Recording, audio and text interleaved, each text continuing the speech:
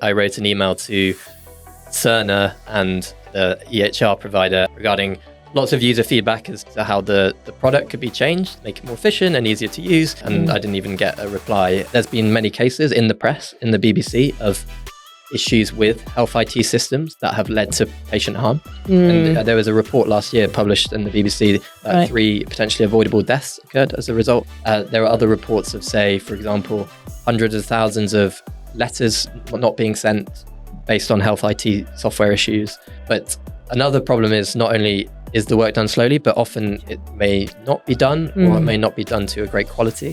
Assuric has a simple mission at its heart. We set out to just accelerate the adoption of safe, secure and effective technology into healthcare. And this was born out of a frustration of the state of technology in healthcare. From my experience working in healthcare, we found that companies really struggled with the complexity, and this resulted in lots of time, lots of money being spent on meeting these requirements. We've now helped at least 30 or maybe even at least 40 digital health companies to actually deploy their products into healthcare and meet all the required standards. What could be done in, say, 6 months could be done in a month. You can't eliminate risk, but just going through a standard process where you can flag potential risks, add some controls to implement them, monitor, all of these things can ultimately reduce the risk of harm coming to patients. Very excitingly, we're now working with a number of NHS ICBs and NHS trusts who are also using our tools. So I would always recommend people go for it and try founding something. The worst that can happen is you'll learn an absolutely huge amount and meet amazing people through the process. And the best thing that will happen is you'll build something that will have a real positive impact.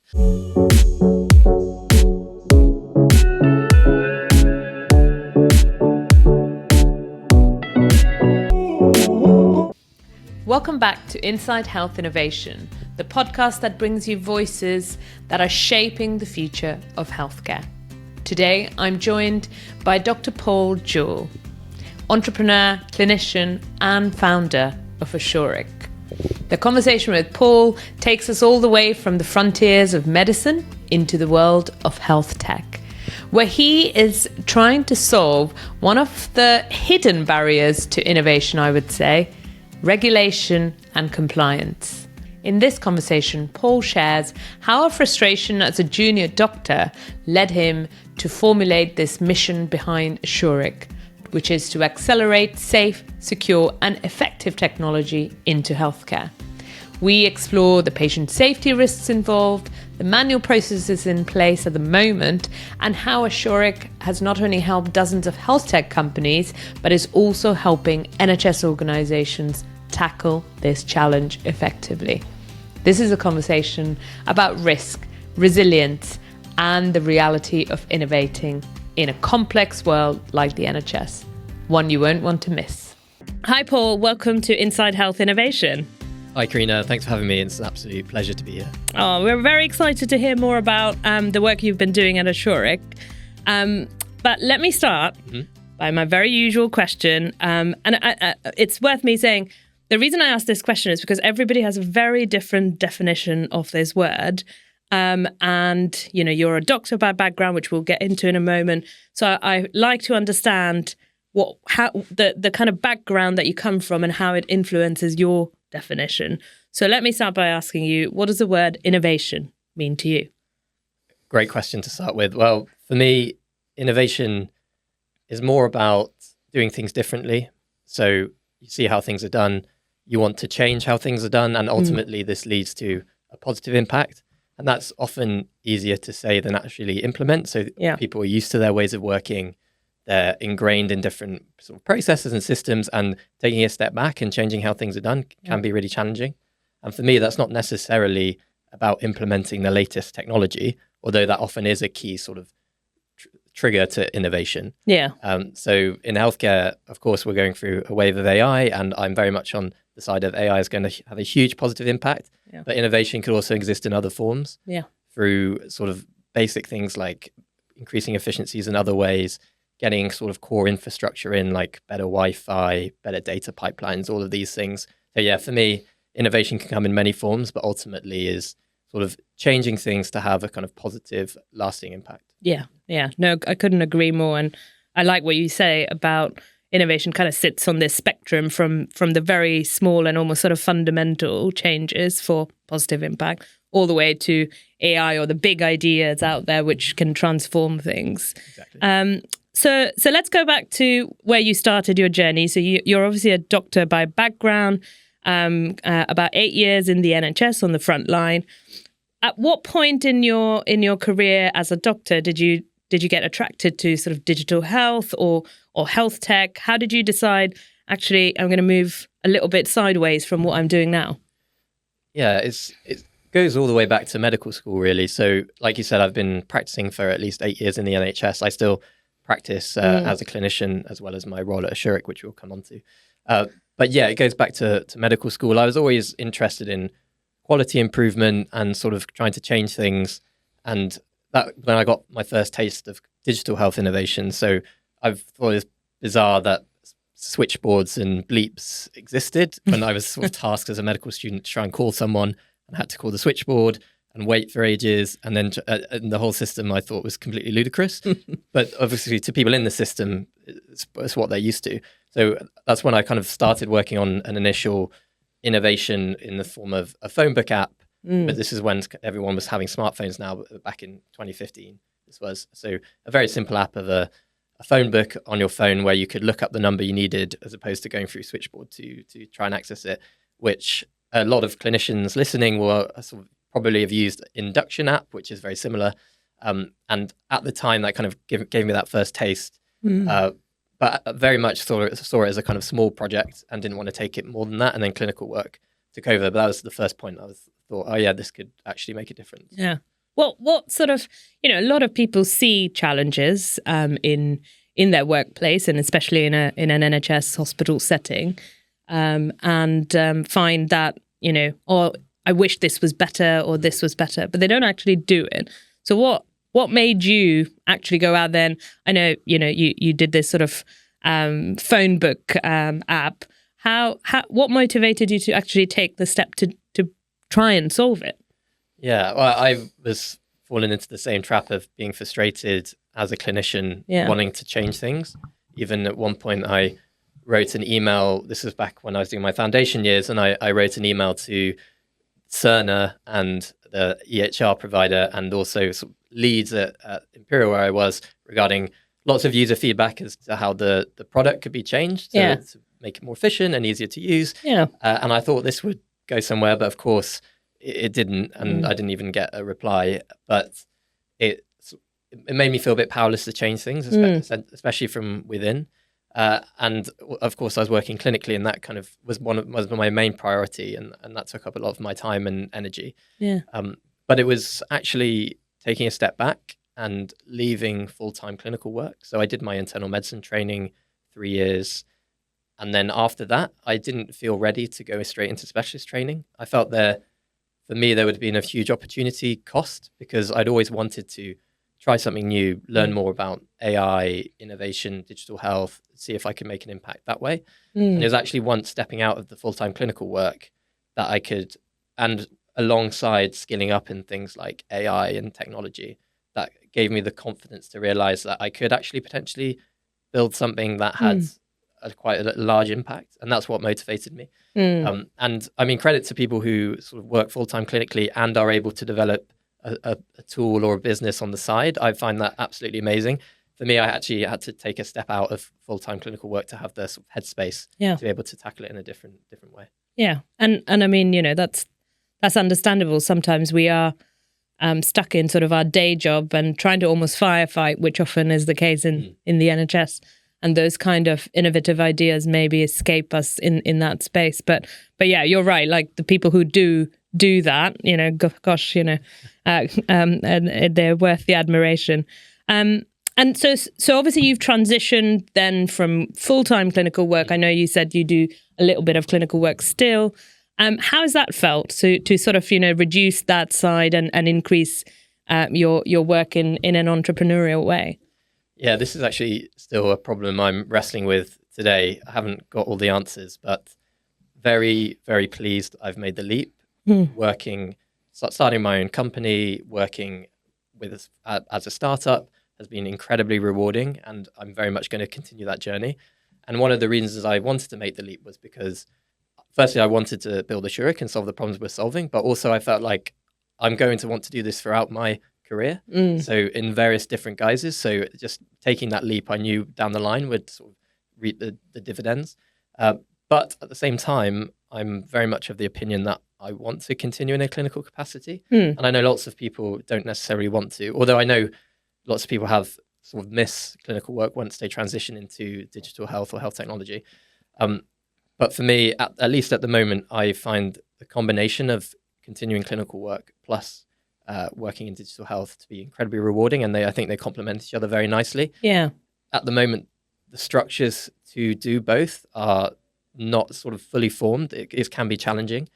So I haven't got all the answers in terms of what I'll do in the longer term. I do hope to CCT qualify in a medical specialty at some point, whilst also continuing work with Assuric and digital health and innovation. Don't have all the answers yet, but I've kind of said it to myself that I don't want to give up clinical work because I just see the great rewards that it gives me and that kind of broad perspective. Yeah. No, it makes perfect sense. How do you manage both, though, in terms of, many of us know how hard it is to start up a company and all the hard work that goes in, certainly at the beginning of the work. How do you manage that and, clinical work, which can also be quite stressful or quite time consuming? Yeah, it is a challenge, and I do have to make sacrifices in order to do clinical shifts. At the moment, I mainly do locum shifts as a medical registrar when they're available. I normally try and do a few shifts a month. It's definitely a sacrifice from the Assuric side because that time could be spent in growing the business. But I think for me as an individual and my personal and professional development, that balance is really important. And when I go into the hospital, I actually really enjoy the work, even if it was a day before when I was working full-time wasn't particularly interesting. And I might not have thought that was a great day clinically from my full-time work. I would still really enjoy it because just having that patient contact, working with other clinicians, doctors, nurses, just incredibly rewarding. No, I imagine it is. And so was there ever a defining moment in your career as a clinician first where you were like, I don't want to do this full time. I want to take this other route as well and do something in health tech and innovation. And I guess, when you look back, perhaps in hindsight, do you recognize what led you to that decision? Yeah, I think there was a defining moment. So going back to clinical work, foundation years, internal medicine training, I always wanted to do something else, but didn't really take it very far. I tried to teach myself coding in my spare time with not very great success, partly because I was exhausted after shifts. I don't even know why I tried, but I did try. And also alongside this, kind of looking at potential roles in digital health, but again, not necessarily wanting to take the leap or not thinking I had the necessary skills. And again, clinical work was sort of taking up most of my headspace. It was the moment when I kind of stepped outside of full-time clinical work and I had the free time to explore things I wanted to explore. And this took me to learning a lot more on the tech side. So I did a coding bootcamp, AI bootcamp, learned lots about coding, development, AI, machine learning.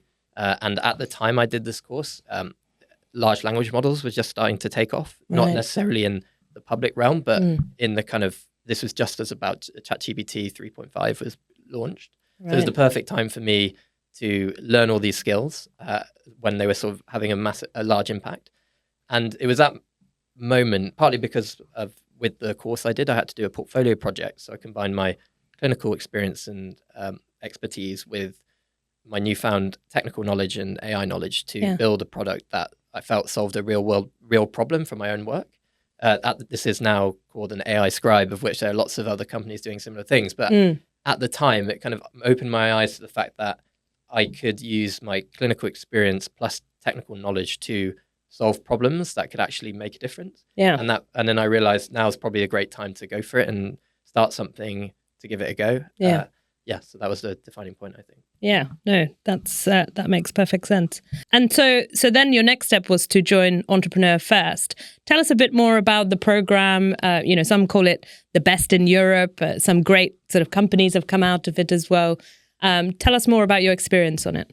Yeah, exactly. After that, I went straight into Entrepreneur First, and I absolutely loved it.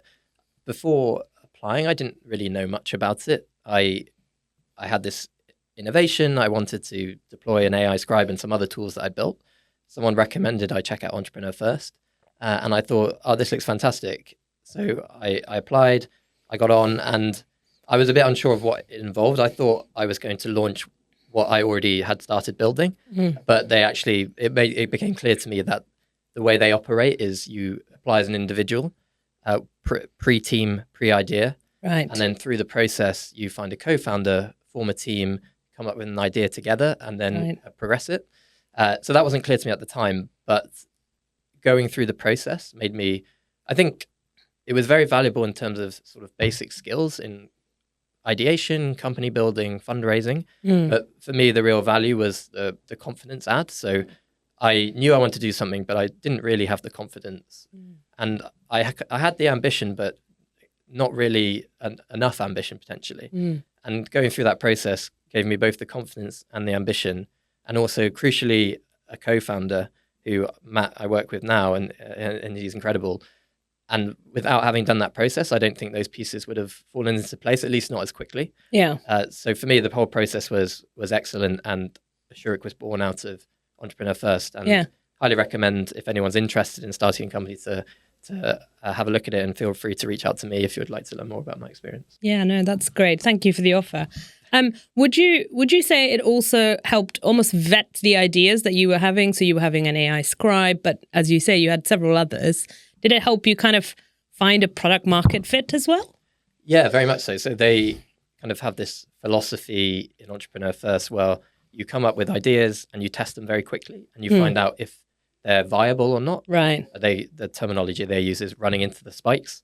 So we did go through this process of coming up with an idea, testing it, and by testing it, actually having conversations, seeing if it solves a problem, and iterating very quickly. And I think that process was very helpful. So we probably went through maybe 5 or 6 ideas before we all related to digital health and solving problems in healthcare through technology.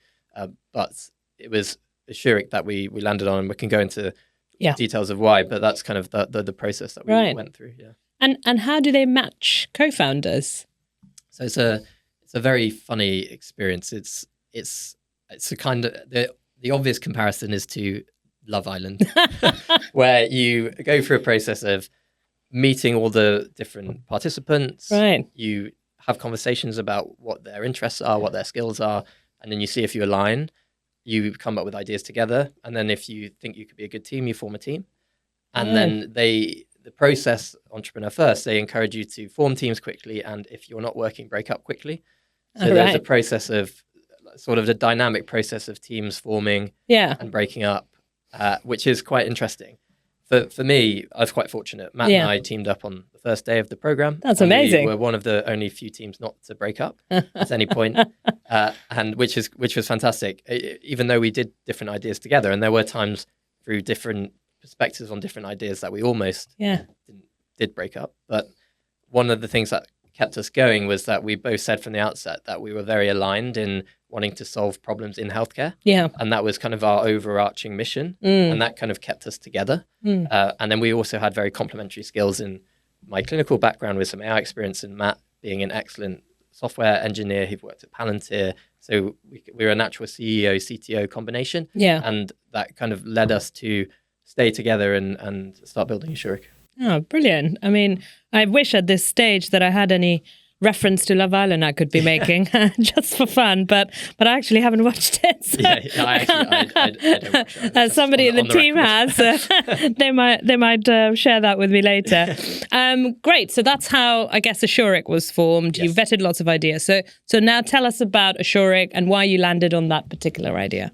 Yes. So Assuric has a simple mission at its heart. We set out to just accelerate the adoption of safe, secure and effective technology into healthcare. And this was born out of a frustration of the state of technology in healthcare from my experience working in healthcare, and also Matt's experience as a user of healthcare in the past. And we wanted to solve this problem. And then what we found was, sort of from trying our own digital health innovations, also speaking to tens to hundreds of digital health companies, everyone complained about the challenges of meeting all the requirements, especially at a startup stage. And these are things like, they're all there for good reason. I fundamentally agree we need these safeguards and standards there around patient data, security and protection, clinical safety requirements, medical device regulation, CQC regulation if you're providing a medical service, all of these things. And we found that companies really struggled with the complexity, the amount of work involved, and this resulted in lots of time, lots of money being spent on meeting these requirements. And we found it was a very tech immature space. There wasn't a good software solution. People were generally using lots of documents, lots of spreadsheets, very inefficient manual work. Yep. And we felt like there was a real opportunity, especially given the number of the growing space in digital health and digital transformation, that we could build something which could accelerate the timeline to adoption whilst ensuring everything's done properly and ultimately add a lot of value to digital health companies. Yeah, no, that's really interesting because we have a digital health product and we're going through the manual process as you describe. So tell me more about how Assuric then replaces that manual process and how does it sort of help companies like ours? Yeah, so it depends on exactly the standards you meet, but high level. If you need to comply with a standard or a regulation, be it around data, medical device, clinical safety, there's generally a list of requirements. Yeah. And depending on what the requirement is, there's generally a lot of work to do to meet it. Yeah. So first is all about simplifying it and understanding what you need to do and having the confidence that you are doing things properly and not breaking the law or not missing out on something. Exactly. And I almost feel like when I started, and like my background is 10 years in the NHS, I still didn't know what was that complete list of things we had to sort of comply with. Of course, you hear, there's DTAC, there's this, there's that, and you hear a few of them, and people ask you about them in various conversations. But I can't say it was easy for me to find a comprehensive list even. Yeah. I think it's a lot better now than when perhaps we first started a few years ago. But yeah, even sort of knowing what is the right level of compliance you need for the type of product you have. Is it medical device? Isn't it? It's quite hard. Yeah, exactly. And even that is a very useful tool Yeah. in itself. Yeah. And then build on top of that tools to actually meet the standards. So for example, you might need to have all of the right policies and processes in place. Yeah. So you can have tools to create those for you specific to your product and organization, but then also have tools to track compliance to your procedures. So have the right people signed off on the policies, or has this been implemented? Similarly, other things that companies need to do is around risk management. So have they done appropriate risk management? Have they considered all the risks? Could we surface risks based on that specific product that a company needs to consider? And then when it comes to control implementation, have they implemented the right controls to reduce these risks? Yeah. Could we give examples of controls or automate the fact that those controls are implemented by scanning your code base or your cloud infrastructure? Yeah. These kind of things. And once you've done that, you've produced your evidence, or you could automate a lot of the evidence production. Can you show that to the appropriate stakeholders, be it the healthcare organization who's deploying or procuring you, or the auditor, in a much more streamlined fashion? Yeah. That whole process could be massively improved, and that's what we set out to do. Yeah. And I guess if you're a startup with very little money because you haven't raised any yet, say, and their argument would be, well, actually, I'm just going to live with a spreadsheet because it costs me too much to maybe, buy consultancy or tech in such as Assuric. What would you say to them? I guess, what's the impact on their time for going through the DIY process, which might cost them less cash-wise versus something like Assuric? Yeah, exactly. We have this conversation a lot with startups, and there's a varying degree of resource that different startups have. So some raise grant money, venture funding or angel investment, others are bootstrapping. We'd always say, yes, you can do it yourself, and there are lots of good resources out there, but the negatives are it is incredibly time consuming, and often you don't necessarily know you're doing it properly because there is a level of expertise and knowledge required. And also we do see a lot of startups, they often outsource a lot of this work to consultancies, and there are some excellent consultancies out there. But they all generally command quite high price tags. And I would always say a lot of this work can't necessarily be outsourced. I don't think as an organization you can outsource governance, risk management, and these kind of things. They should really be sort of come internally. Yeah. And that's what we try to do at Assuric, is give people tools to do these things more efficiently, but also take ownership of the key processes around governance, risk, compliance. Yeah. No, it sounds exactly what we needed. Certainly 2-3 years ago, but might still need, You might still need. Yeah, exactly. And how long have you been running? How many companies have gone through your tech platform for this? Yeah, so we're still a young company, so we've only been going for about a year now, but we've now helped at least 30 or maybe even at least 40 digital health companies to actually deploy their products into healthcare and meet all the required standards. Yeah. And not only that, but we also have some consultancies using our products to do their kind of safety work or information governance work. And very excitingly, we're now working with a number of NHS ICBs and NHS trusts who are also using our tools to do their digital health due diligence and clinical risk assessments. Right. So let's come back to the NHS, but just in terms of those sort of circa 40 odd companies that have already gone through your support process in year one, what's the kind of feedback you're getting, and what's the saving on time, would you say? Yeah, so feedback has been great. Yeah. One of the nice things about what we're doing is we work with amazing companies. So companies working in the digital health space are all solving really important problems. They're all lovely to work with. It's one of the big positives about the job. And we've working very closely with them. We've learned a lot over the last year about what we can build to make their lives easier. And they all would say it's a huge time save. We have that oversight that ultimately reduces risk as well. I'd say compared to manual processes or other processes, I'd say we're at a 5 to 10 times time increase. Wow. So what could be done in, say, 6 months could be done in a month, approximately. Yeah. And that's just at the moment. And we're always adding new AI and automation on top to increase those processes even more. Yeah. And what is also quite nice is we started out with the very early stage companies who maybe needed to meet all the requirements to go through their initial pilots, their initial deployments, get their initial contracts. And now, as we've developed out the platform more, we're working with much larger digital health companies who have similar but different challenges around complexity. So they might have multiple projects or products and lots of teams and more complex information governance requirements. Yeah. So not only have we solved the problem for an early stage company, but we're now larger companies are using our tools to make their internal teams more efficient, which is, I think, is a very exciting area. Yeah, no, it does sound very exciting. And speaking of exciting, let's talk about the NHS then. Yeah. So you've obviously now started working with some NHS organisations to do their due diligence, you said. Just elaborate more on that. Why would an NHS organisation need a software like Assuric? Yeah, so this all started out with primarily our clinical safety and clinical risk management sides of the platform. And those parts are generally built from my experience as a clinical safety officer. For those who are listening, digital health companies, specifically in England, are required by law to have a named clinical safety officer who oversees clinical risk management and production of key deliverable evidence of this process. And this is also a requirement on the NHS organisation level as well. So they also need clinical safety officers to risk assess the digital health suppliers that are deployed in clinical areas. So having built the tools on the supplier side, we noticed that this is an incredibly useful tool for NHS clinical safety officers to do their clinical risk assessments. So that was the starting point.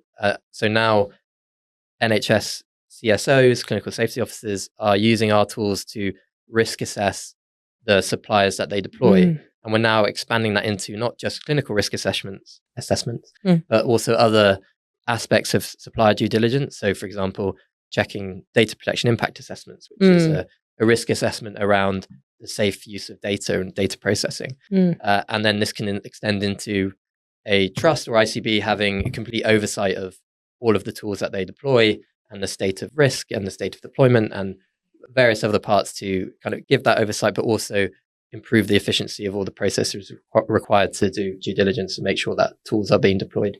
Yeah. And how do NHS organisations do it now? So what are you coming in to almost replace?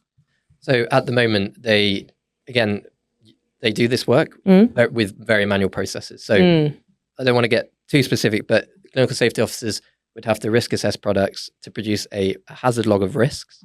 Right. This can be a very, very large document, depending on the product. For example, an electronic health record system would have an absolutely huge unwieldy hazard log with lots of entries.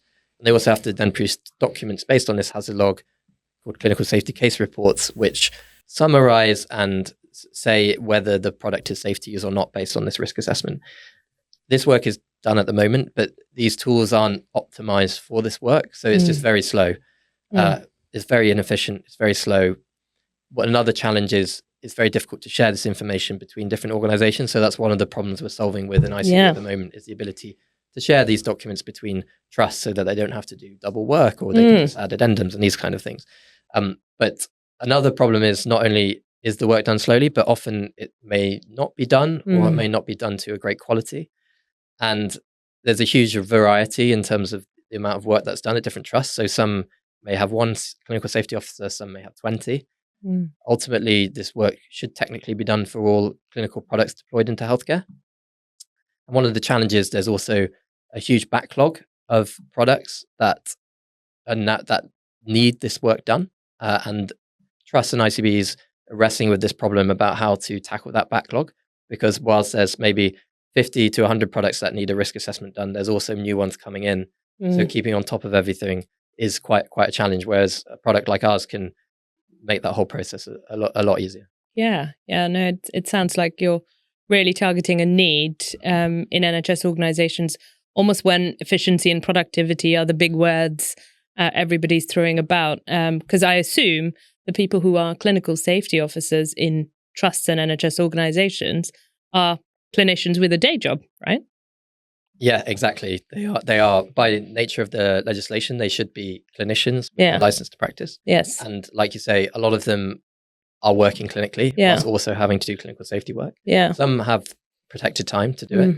But there's also often a challenge around funding. So sometimes these posts aren't necessarily funded as well as they potentially should be. Similarly with new roles like CCIO, so Chief Clinical Information Officers or Chief Nursing Information Officers, these roles which are linked to clinical safety officers, they are also often, the time to complete these roles is often balanced against clinical commitments. So definitely a challenge. Yeah. And what is the impact? You talked about sometimes the work might not get done because of the long manual processes involved, or whether there is a CSO or not. But equally, many trusts or organizations might have backlogs. What is the impact of not getting this work done? I guess, what's the worst that can happen? The worst, I'm sure you know what I'm going to say, but the worst that can happen is patients are ultimately at the end of these systems. And this is becoming increasingly more important. Digital health solutions, software is becoming integral to the way we deliver healthcare. Yeah, it's everywhere, isn't exactly. it? Yeah. And there's been many cases in the press, in the BBC, of issues with health IT systems that have led to patient harm. And there was a report last year published in the BBC that 3 potentially avoidable deaths occurred as a result of health IT systems and failures. There are other reports of, say, for example, hundreds of thousands of letters not being sent based on health IT software issues. And this results in patient harm, not knowing about their appointments or their diagnoses or whatnot. So yes, it's very important that this work is done. And often you can't eliminate risk, but just going through a standard process where you can flag potential risks, add some controls to implement them, monitor, all of these things can ultimately reduce the risk of harm coming to patients. And there is a balance, because we do need these tools. They need to be deployed, but there is a way to do it safely and efficiently. Yeah.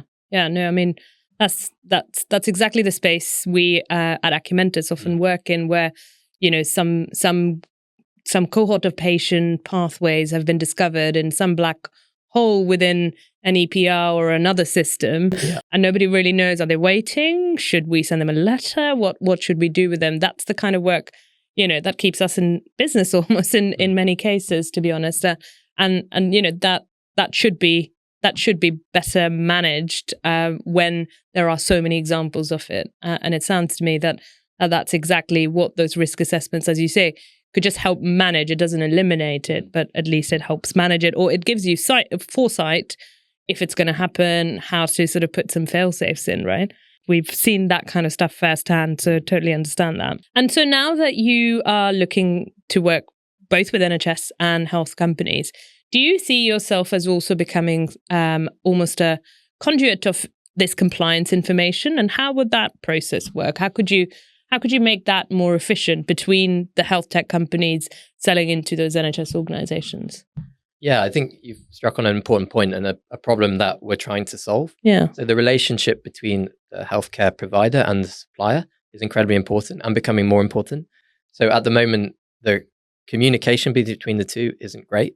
So we hear stories of suppliers sending various documents to demonstrate their safety and security, and the NHS organizations wanting it in a different format.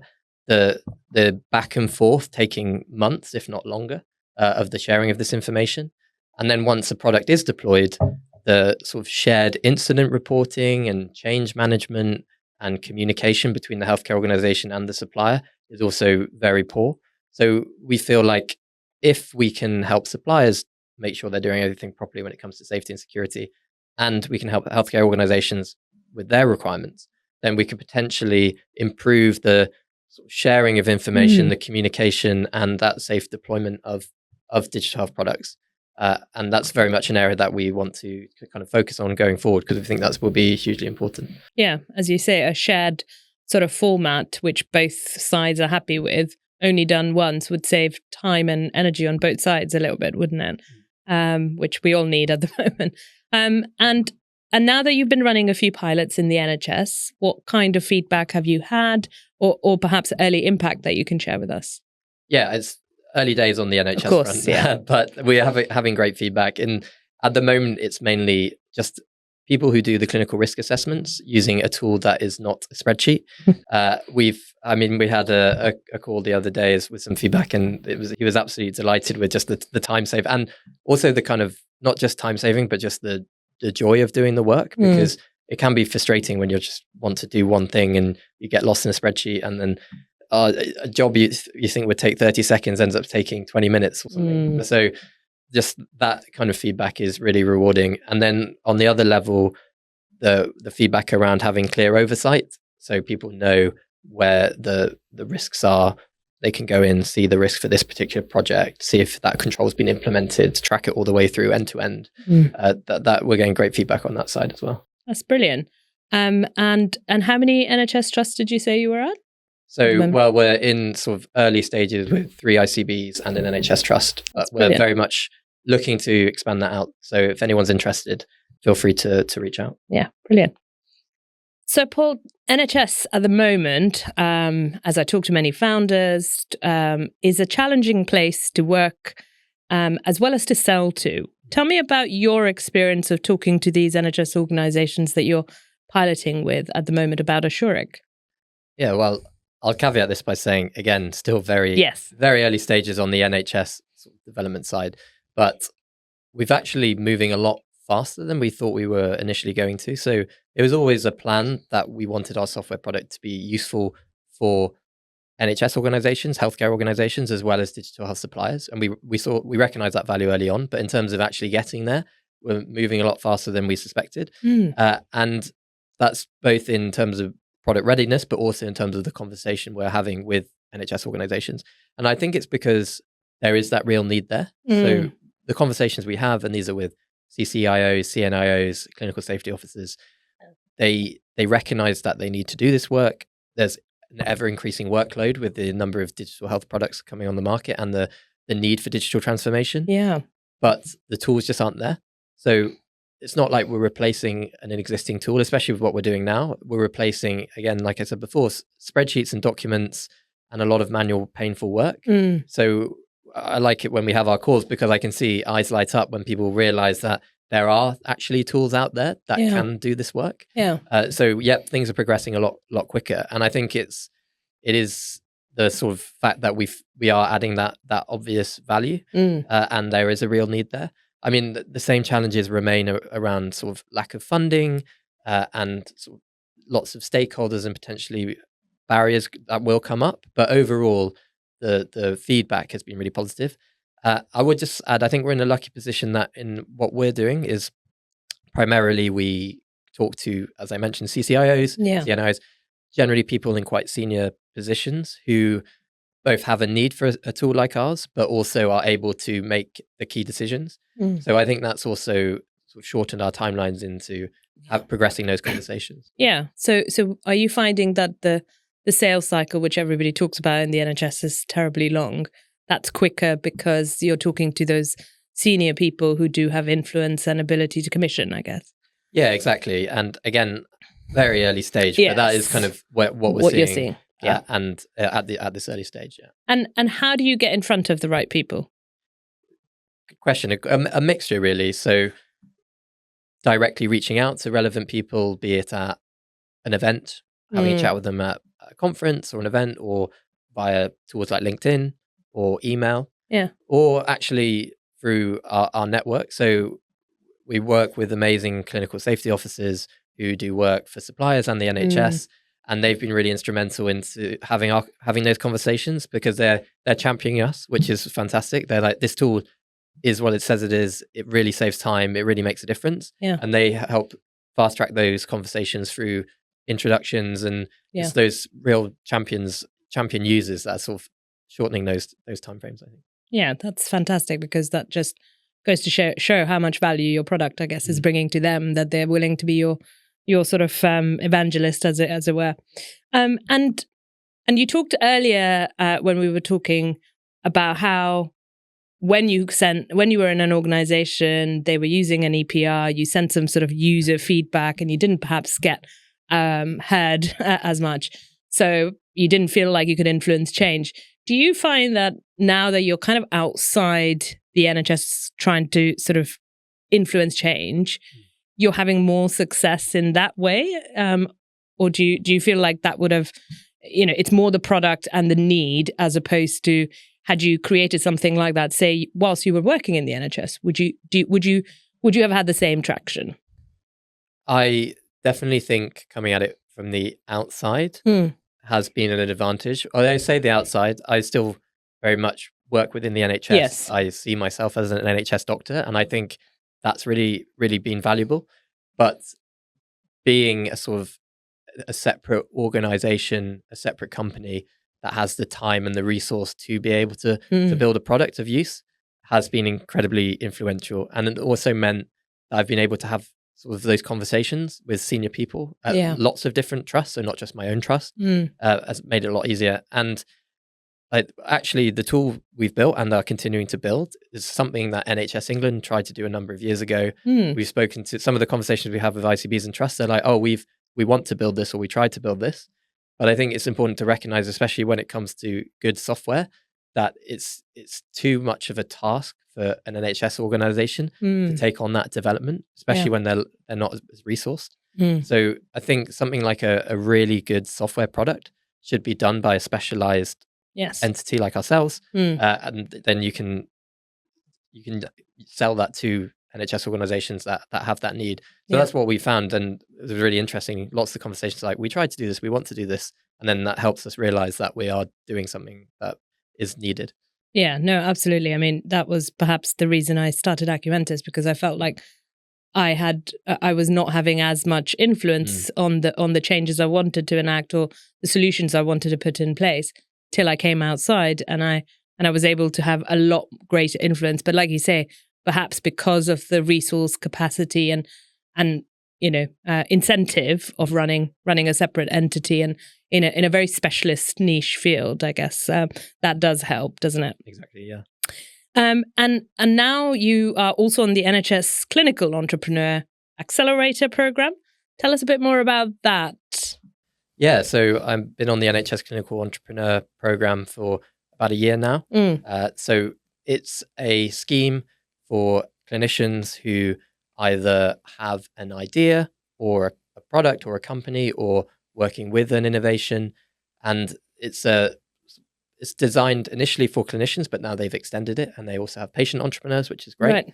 And I've found it absolutely fantastic. So it's a reasonably small time commitment. They have sort of pit stops, which are 1-day sessions where you dive deep into a topic around sort of building a digital health product or an innovation, and it could be around fundraising or marketing or value proposition, these kind of things.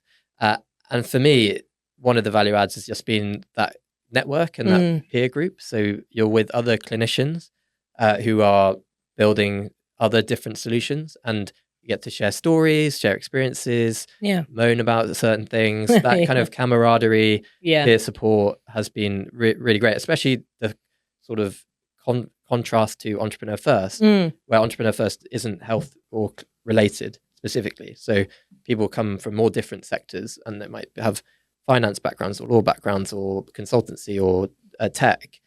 You get those perspectives, but it's nice to meet fellow clinical entrepreneurs who both have that clinical perspective and that kind of desire to change things in healthcare. So I think for that, it's been absolutely fantastic. Oh, that's brilliant. And do you think, how do you think that's specifically helping you move Assuric forward?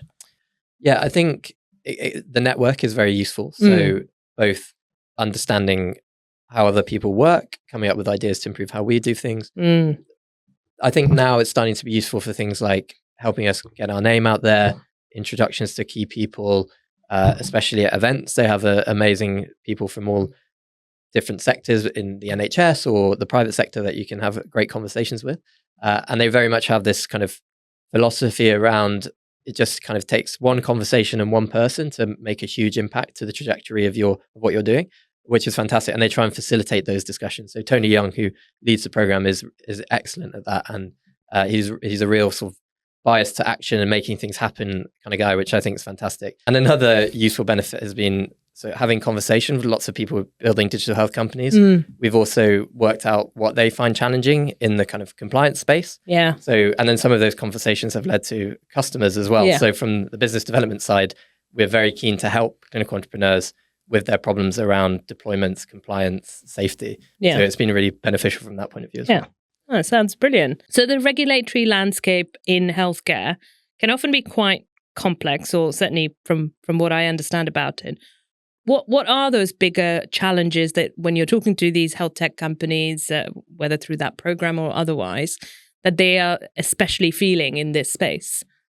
Oh, there are a number of different challenges. I'd say they can be thought about in different sort of buckets. So one is around the data requirements. So a common challenge we find is different companies have to do data protection impact assessments, for example, where they have to risk assess about the safe use of data. Yep. And we found that sometimes projects can be shelved because they haven't done an appropriate data protection impact assessment, or they haven't demonstrated that they're looking after patient data properly. So that's one area we found quite tricky, especially on the data protection impact assessment acceptance piece. Another is around clinical safety. So a huge variety of quality and clinical safety assessments, and lots of companies either don't do it or don't do it very well at all. And it can be a huge barrier. We can often see sometimes, I mean, these processes should be implemented at an early stage, but sometimes we get to a point where a product's ready to be deployed, and suddenly the NHS organization is like, oh, where's your clinical risk assessment evidence? And they're like, oh, we haven't done it, or we just pulled it together now. And then it's a decision about, should we go through with deployment? This isn't done. So that can be a complete mess. Yeah. And there's a huge piece around medical device regulation. So that's a big challenge, especially for early stage companies. Yeah. So if you're a medical device product, then you can't have access to the open market. You can't win contracts until you've met that certification. And that is a huge bulk of work that can take anywhere from a year to even 2 years. And that's a problem we're also looking to solve in the future. Yeah, I mean, interesting, because one of the founders I've spoken to talked about how she read a stat that it takes on average 7 years for a company to get a medical device status. Perhaps she was talking specifically about physical devices as opposed to perhaps software as a product. But do you agree that it could take that long? 7 years is definitely on one end of the spectrum, I think. But yes, especially if, as you said, it's a hardware device of higher risk. So class 3, maybe using, say, critical care settings. That would definitely take many years to ensure that it's built properly, it's safe to use. Because one failing and a life could be at risk. So that's why those kind of products can take a long time. But even your lower risk software products can still take anywhere from at least a year to get certified. And there's various reasons along the pathway why those different points take so long. And again, medical device regulation is ultimately sensible regulation. The goal is to make sure a product is safe, and effective so that it can be certified to be used in clinical settings. But there are ways where we can ensure that whilst also sort of cutting down the timelines, and that's an area we're really interested in. Yeah. And with all of this sort of current regulatory environment that digital or non-digital health companies, certainly health tech companies find themselves in, do you feel like it's a necessary thing to safeguard patients and staff for that matter? Or do you think it's too much? Where is the balance at the moment, would you say? Yeah, I mean, it's a really interesting question and an area of sort of constant debate. I mean, people say regulations stifle innovation, we should scrap them and then everything would be better. And the other side of the fence, people say regulations are absolutely essential. And even though it can kill innovations or slow them down, they're necessary safeguards. Where I sit is probably somewhere in the middle. I mean, if you look to the US at the moment, so the concerns are Donald Trump is looking to sort of scrap things like FDA requirements for medical devices to ultimately improve innovation. But with that comes a lack of safeguards. So the ultimately risk will result. People will come to harm. Yeah. There'll be lawsuits as a result, especially in the US. So those are all challenges. I think it's essential to have safeguards, but to make it easy or efficient for companies to meet the requirements and to make it very clear what the requirements are and appropriate resourcing the bodies that ultimately do audits, certify. I think there are ways we can definitely make it more efficient, but I think the principle of regulation and quality and safeguards should remain. And I think if it's done right, it shouldn't necessarily stifle innovation. Yeah. It should just safeguard it, as you say. Exactly. I didn't think Donald Trump would come up in our podcast, but I didn't want to get political. But I guess you can't escape him nowadays, can you? And where do you envision AI playing a part in perhaps regulation, in the regulation space particularly? Yeah, so I mean, this is a fascinating area. I mean, AI, firstly, a very broad umbrella term. Yes. We've had AI deployed in healthcare for some time, and that's mainly been on the AI medical device side, often in diagnostics, such as radiology diagnostics or dermatology diagnostics. I mean, recently, skin analytics became certified as a class 3 medical device for ruling out skin cancer and skin cancer pathways, which is incredible. And that's the way sort of those kind of devices, the work should be done. And that's a great example that we should look towards. But what's a fascinating area is, of course, generative AI, which is completely new. We don't really have regulation written in the terms of generative AI. Yeah. One of the biggest areas is AI scribe tools. So these are tools that listen to a consultation and then use AI or large language models to summarize and write the note in the form that's required. Yes. There's a huge debate about whether these classify as a medical device or not, because if they're a medical device, they would have to meet lots of more stringent regulations to prove efficacy and safety. Yeah. Whereas at the moment, they're deployed outside of medical device regulation. Right. But they still have to meet the safeguards around clinical risk management that we were discussing earlier. There's sort of a feeling that in the future, they're going to be required to regulate as a form of a medical device and become under stricter regulation. But that's also a huge area of debate because some argue it's an administrative tool, it's not diagnosing and treating, therefore not a medical device, whereas others would argue it's transforming clinical data, it's reasoning, therefore there's a risk of hallucinations and that should meet the higher requirements of medical device. So I think the use case of generative AI in healthcare and how that's regulated is going to be a really interesting area to watch. Yeah, no, absolutely. And you know, I mean, nowadays, I guess AI is part of pretty much every solution that seems to be coming to the market that I'm seeing. I've come across a lot of mental health AI bots coming into the market. And as far as I understand, at the moment, they're not regulated in the same way as you described with AI scribes as well. Yeah, and that's, again, all to do with the kind of intended purpose of those tools. So if they're leaning more towards a wellness use, so for example, they're for well people to manage their usual fluctuations in mood, then you could argue that's not a medical device. Whereas if you're a tool to diagnose or treat a clinical mental health problem like depression or anxiety, then that would require regulation as a medical device. And then sometimes those boundaries can be blurred. Yeah, it's quite a thin line between that, you know. How interesting. And I guess where does Assuric come into this space? Do you see using some form of AI or generative AI in your platform in the future? I mean, we already use various forms of AI in our platform. Some of the use cases we use right now are quite useful things in sort of doing gap analyses. So you have a standard, you have all of your existing documentation or processes, you can immediately highlight which areas are completed, which aren't. Yeah. There are other ways where we can surface appropriate risks relative to an organization. As an example, and people can select a risk based on this, and that uses AI. There are other ways where you can track document changes, key document changes more efficiently with AI.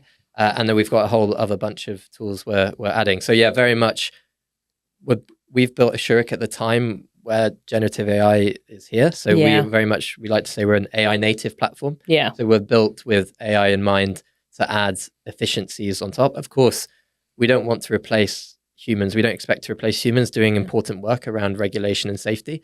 But these tools just make a lot of these processes a lot more efficient, for sure. Yeah, no, makes sense. And I've just had a thought. Does Assuric need to go through all the compliance checks that you offer other health tech companies? Yeah, we do get asked this question. Yeah. Not all of the ones we offer are customers. So we aren't a clinical tool. Yes. So we don't have to do the clinical risk standard, for example. Although we do process data. We don't process patient data, but we do process potentially sensitive data. So we do meet all the requirements around data security. So we have done our UK Cyber Essentials with ISO 27001. We have had a penetration test. So we always maintain but we actually have our own workspace on our platform to manage all of those things. So it makes our lives a lot easier. And it means we actually have to use our product, which helps as well. Yeah, exactly. Regulating yourself, I guess. Yeah. And so I mean, it seems like you've gone leaps and bounds in the year that you've been out there, 40 odd health tech companies, NHS trusts, and building AI into your platform. Have you had to generate funding in order to fuel the company? Yeah. So we raised some money through the Entrepreneur First process. So as part of that process, they invest in your company or your team. And then off the back of that, we raised a pre-seed investment round from a mixture of venture capital and angel investors. And now we have plenty of runway and we're growing very quickly. So no immediate plans to fundraise, but we'll see how it goes. Yeah. Was that a challenging process, raising money for Assuric? It was a very challenging process. I think when they say that founders need to have grit and resilience, I think that was the moment when it became most apparent. Yeah. We've received a lot of rejection, a lot of no's, and that is par for the course. Yes. So yes, it was very challenging. People tear your idea apart, and then they say no, or they do it in a more polite way. But ultimately, we faced a lot of rejection. But we knew what we were doing was of value, and we ultimately had a kind of North Star of wanting to improve technology and accelerate that adoption, and that kind of helped us get through that process. And I often hear founders who are in the midst of raising funds that when they talk about the NHS being their only sort of space as a customer, that it scares the investors. Appreciate you're obviously working across both sides of that pond. But what do you think then eventually helped convince the ones who did invest in Assuric of your sort of future value? Yeah, I think it was a combination of things. I think we'd already had a reasonable amount of traction and made a lot of progress. So I think the speed at which we were working was a good thing. Yeah. And then also as a team, I think we were a very strong team. So I have my clinical background, but also experience in clinical safety and AI combined with Matt's background in cybersecurity, software development, working for Palantir. Yeah. We ticked a lot of the boxes just as a founding team that we needed to build the product that we wanted. Yeah. And I think that was hugely beneficial. So yeah, we did have some things we could persuade investors to part with their cash for. Yeah, no, fair enough. Okay, so we talked about one challenging experience as an entrepreneur. Tell me more about life as an entrepreneur, especially since now that's kind of perhaps your main job. Appreciate you still do some clinical work. Tell us the good, the bad, and the ugly. Yes, I think overall, absolutely love it. Yeah. I'm so glad I sort of took that leap. No day is the same, working on very different sort of problems and challenges, working with amazing people, having conversations with amazing people. It's been absolutely fantastic. Of course, there are challenges. So we mentioned the fundraising, receiving a lot of rejection. Yeah. That was very difficult, but we got through it. And then now you do feel like you're spinning a lot of plates. Or I mean, a classic analogy is that you're building a plane while flying it. And I think, especially now, that feels very true. Yeah. So lots of challenges around that, and feeling like you're being pulled in so many directions and not able to please everyone. And you really do have to work out what best to prioritize. Yeah. And there is a level of stress that comes with that. I do think that my clinical background has helped manage that stress, because it's a different kind of stress to, say, doing a night shift on take where there's sort of 30 people waiting in the emergency department. I think for me, that was always a lot more stressful. So whenever I do get stressed, I can always take a step back and realize that we can do what we can do. We just can prioritize, and it will be okay. So I actually think my clinical background has helped with sort of managing stress and managing priorities. Yeah. So it's almost like you've experienced stress in a really high stress environment that almost the entrepreneur side is a bit like, yeah, that's okay. We'll get past it. At least I don't have 30 patients waiting in struggling in different ways. And what about running the business side of things? So you're obviously coming as a clinician. Matt, your co-founders, come from employment in a different field. What about the business skills? Where did they come from, and what do you find challenging about running the business side of things? And what do you enjoy? Yeah, I mean, this is an area that Matt and I were lacking. So we don't have commercial experience. Yeah. I've never worked in business development or sales or anything like that. And we recognized that was one of our main sort of disadvantages.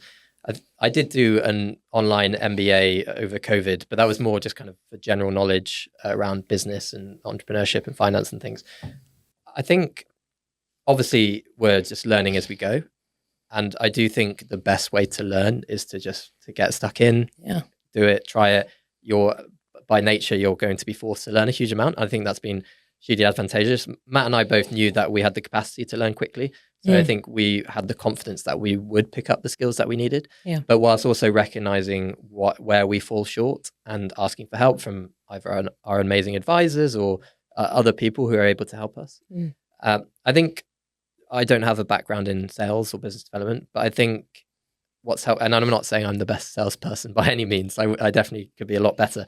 But I think having sort of really strong domain knowledge combined with passion for what you're doing really helps. When you believe what you're selling, I think that really, really comes across. Yeah.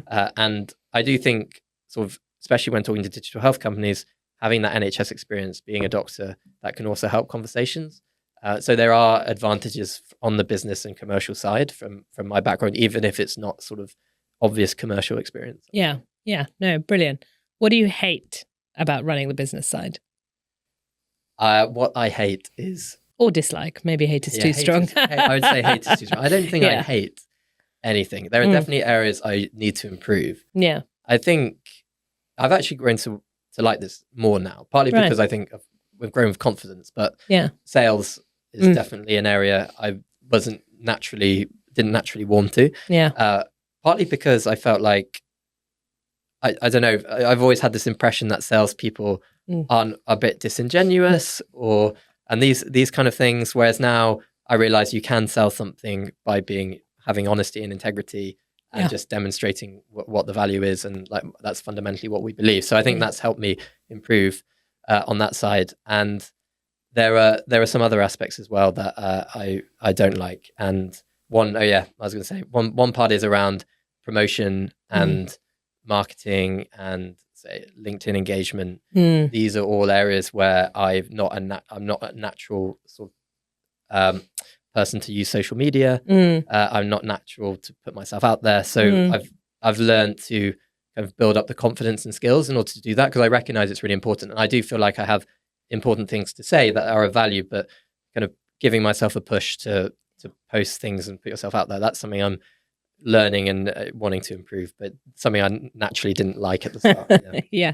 You and me both. But I was told at an accelerator I was on that if you post every day on LinkedIn, it grows how often your posts are then seen by your network. So I'm certainly not at daily. I think I'm aiming for once a week at the moment. I'm still struggling with that. So yeah. Well, good luck is all I have to say.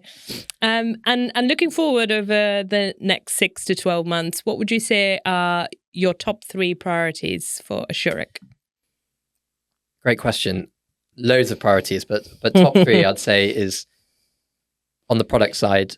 So many more things we want to do in terms of adding further automations and AI features and expanding our offering into being useful for medical device companies. That's a huge area which we're really accelerating on. And another area is the tool for healthcare organizations.